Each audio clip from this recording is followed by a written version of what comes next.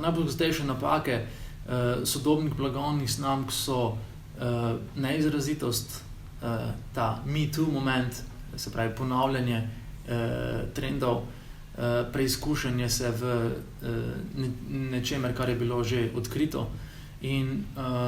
nepravo pakiranje, se pravi, tega znanega in novega. Se pravi, da ne ustvarjajo dovolj, ali so preveč nova, preveč skrajno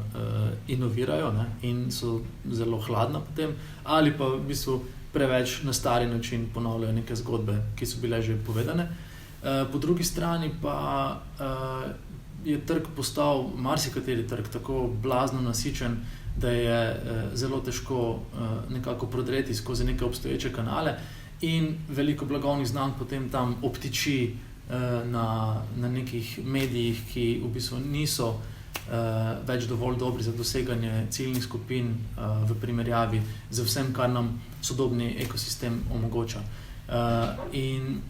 zdi se mi, da je to v bistvu postal tak organski proces, no, da v bistvu se kar odlušči nek del tega kapitalizma, ki ni več, ne vem, evolucijsko sposoben, da bi naredil to zelo pomembno preobrazbo, ne? Ker prihajamo v obdobje, ko ne samo, da se zgodbe selijo z tradicionalnih medijev v nove medije, ampak tudi v obdobje, kjer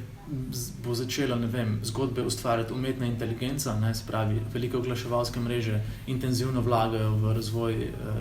umetne inteligence, ki bo pomagala ne samo pri strateškem delu, ampak tudi pri kreativnem delu ustvarjati, ne. Facebook vam vsebino servira preko algoritmov, ne, ki so v bistvu softverski robotki, ne. In